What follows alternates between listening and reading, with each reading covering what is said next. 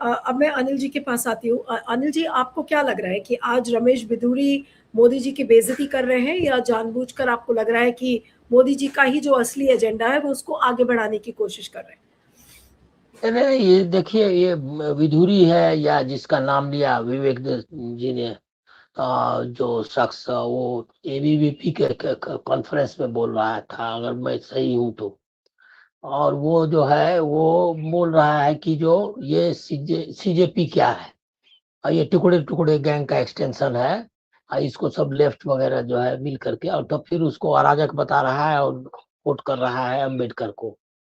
तो आपको अम्बेडकर को कोट कर रहा है और बोल रहा है कि ये जो है सो अराजकता फैलाने वाले लोग हैं लेफ्ट वगैरह, वो जो है जो उनके मुंह में डाल दिया है। अम्बेडकर ने ऐसा कुछ नहीं कहा है, और एकदम झूठ बोलता है, लेकिन उन्होंने डाला है। तो ये एक रेंज ऑफ, और उधर प्रधानमंत्री बोल रहे हैं कि हम जो है माफ किया, और वो पुलिस केस लगा रही है। ये केस अभी निकलने, जो एफआईआर हो गए हैं उनका इन्वेस्टिगेशन चालू है, और वो कोर्ट प्रोसीडिंग्स होंगे। वो लोग मतलब उनको कुछ माफी वाफी अभी तुरंत मिलने वाली नहीं है। और उसमें भी सेलेक्ट कर लेगा जो जिस तरह से वो बच्ची को लाया, जो शर्मनाक जो काम किया है कि सामने उसको माफी मंगवाया है, उसी टाइप से जो लोग माफी मांगेंगे उनको छोड़ेगा। उनको भी अभी छोड़ा नहीं है, ये जान लीजिए। वो मुकदमा जारी है, वो एफआईआर चालू है। तो ये जो पूरा तरीका है, वो तरीका है कि एक आइडियोलॉजिकल फाइट शुरू हो गई है, आइडियोलॉजिकल और ग्राउंड पे फाइट। उसमें आरएसएस शामिल हो गया है, और बीजेपी के जो बाकी जो अनुषंगिक संगठन जिसको आरएसएस बोलता है, वो सारे लोग उसके साथ मिलकर के अब ये सीजेपी वर्सेस, सीजेपी ने मतलब जो जेन जी जिसको आप बोल रही है, युवा आंदोलन, उसके खिलाफ में ये आंदोलन मतलब फाइट चालू कर दिया है हर तरह से, सरकार की तरफ से, मीडिया की तरफ से, और उसके बाद उनके संगठन की तरफ से। तो ये तो इसको इस तरह से देखिए, विधुरी भी उसी का हिस्सा है। ये विधुरी वगैरह किस दिन काम आएगा? इसी समय काम आएगा। नहीं, ये पंचर वाला बात जो है वो मुसलमानों को टारगेट करके, ताला लगाने में अलीगढ़ का ताला मशहूर है, और मुसलमान कारीगर होते हैं। तो ये जो है उन्हीं को इंगित कर रहा है, और उसका आसपास से उसका रिलेशन भी है कि दिल्ली के ये पे तो पूरा एक है कि इसको कॉमनल, ये क्या कहते हैं, अराजकता फैलाने वाला, देश को विभाजित करने वाला टुकड़े टुकड़े गैंग है। ये काम में वो लग गया है। और ये तो हुआ आइडियोलॉजिकल फाइट, वो तो बोल रहा है, लेकिन बाकी काम पुलिस और उसके बजरंग दल, बजरंगी लोग करेंगे, जो चालू हो गया है। उस कई वीडियो आए हैं धमकाने का, बदनाम ये करने का, वो सब चालू है। तो अभी ये स्टार्ट हो गया, ये फाइट अभी स्ट्रीट पर होगी। क्यों? इसका सोर्स कहाँ है? इसका सोर्स जो है वो जंतर मंतर अब नहीं है। इसका सोर्स है कि अमित शाह का रेजिग्नेशन मांग रही है, अभी तक विपक्ष मांग रहा है। और ये अब मुद्दा नहीं, इसको आज भी एडजर्न हो गया लोकसभा। तो जब ये अब फाइट चालू है, तो इसीलिए हर फ्रंट पे लड़ना है, क्योंकि वो विड्रॉल अब संभव नहीं है। अब विपक्ष इससे पीछे नहीं हट सकता है कि अमित शाह के रिजिग्नेशन के मुद्दे से, और बाकी सब जोड़ लिया गया है। लेकिन बाकी मुद्दे भी राम मंदिर की चोरी और दूसरे मुद्दे भी उसमें जोड़े गए, लेकिन ये मुख्य मुद्दा है, और इसके लिए एडजर्नमेंट आज हो गया है, और ये रोड पर आएगा। तो ये फाइट वहां है।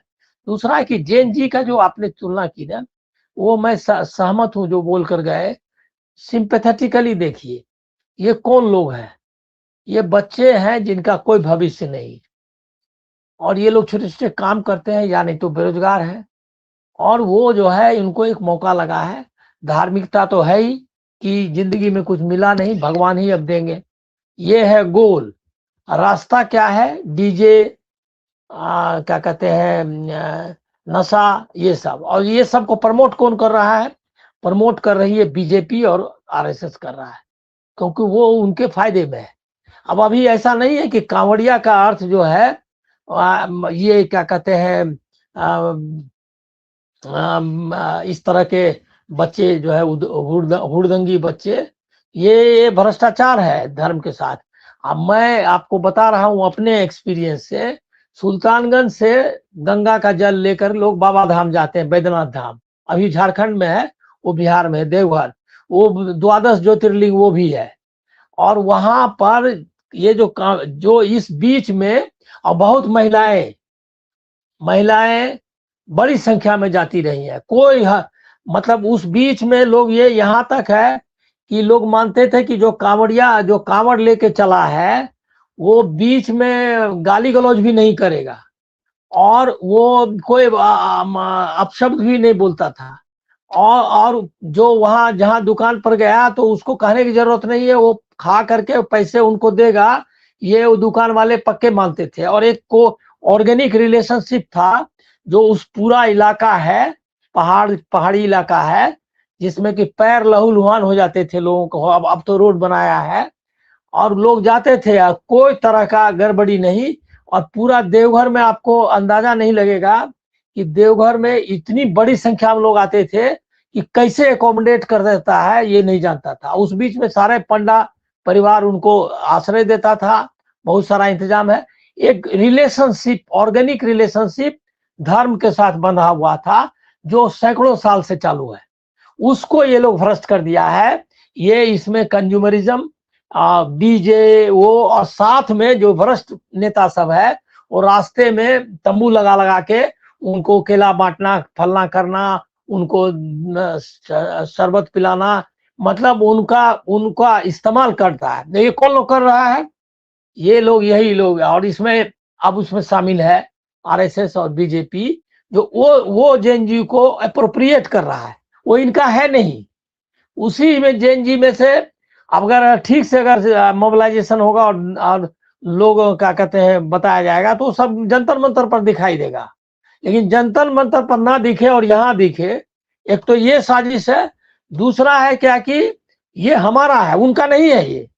ये गरीब लोग हैं, अनपढ़ लोग हैं, अनपढ़ मतलब कम पढ़े लिखे बच्चे हैं, भविष्य जिनका खराब हो गया है, जिनका परिवार जो है इसमें कुछ नहीं है, जीवन में एक ही आनंद का स्रोत है, वो है ये। तो इसलिए उन पर पूरा सहानुभूति पूर्वक देखना चाहिए। और धार्मिकता के हिसाब से भी कोई इसमें खराबी नहीं है। मैंने बताया ना कि पूरा का पूरा वो जो 2-3 दिन लगता है जाने में, बहुत कम डिस्टेंस है वो। 2-3 दिन में कोई तरह का चोरी चकारी भी नहीं होती है उस पूरे इलाके में, जब ये चलता है। और पूरा का पूरा देवघर का इकोनॉमी इसी पर चलता था। पंडे लोगों को जो आए, वो पेड़ और ये सब मिला के, तो यो सारा तोड़ दिया है। अब इसका इस्तेमाल ये लोग पॉलिटिकल कर रहा है। ये इनका जेएनजी नहीं है। ये जो आप बता रहे हैं रमेश बिधूड़ी, इनका जेएनजी ने, जैन कौन है मालूम नहीं, जो बुढ़ा, जो भी हमको कैटेगरी सब मालूम नहीं है, लेकिन ये इनका है, जो भी जनरेशन है ये इनका है। वो जेएनजी इनका नहीं है। आप जो बता रही हैं कि ये इनका जेएनजी, वो इनका जो वर्कर्स है बजरंग दल का, आरएसएस का, वो इनका है। वो तो अब चालू हो गया है। वो बोला वो कि ये देश को तोड़ने वाले हैं और इनका मुकाबला करना चाहिए, और ये मुकाबला चालू हो गया है। सबको प्रॉब्लम क्या है कि अमित शाह को के रिजिग्नेशन का जो मुद्दा है वो आगे न जाए। अभी तक उनको नीट से कोई ज्यादा प्रॉब्लम नहीं था, और इसीलिए उन्होंने दीपके को लेकर के जंतर मंतर तक लाए वो। लेकिन ये जनता अब उनके हाथ में भी नहीं है। मेरा अंदाजा है कि दीपके भी पीछे नहीं हटने वाले हैं, उनको इसका साथ देना ही है, और अभी तक तो यही इंडिकेशन है। तो ये सब मिला करके एक बड़ा आंदोलन बिल्डअप हो रहा है। संयोग से ये सावन का मेला आ गया है। वो चाह रहे हैं कि उसका इस्तेमाल कर ले, और वो जो पंचर वंचर कर रहा है वो यही है कि इसको, इस जेएनजी को सांप्रदायिक ये में कलर में, ताकि एक विभाजन हो जाए। ये विभाजन से बचना चाहिए। और कोई इनका ये कांवड़िया भी इनका जेएनजी नहीं है, इनका नहीं है। जेएनजी है वो, लेकिन इनका जेएनजी नहीं है। वो भारत का आम गरीब नागरिक है, जिसकी आस्था शिव में है, और जिनको कि ये सब चीज प्रोवाइड किया जा रहा है, जिसमें कि नशा वगैरह सब है। और इसीलिए प्रधानमंत्री ने नशा मुक्ति के अभियान का कल परसों उद्घाटन भी किया एक बड़ा देश भर में।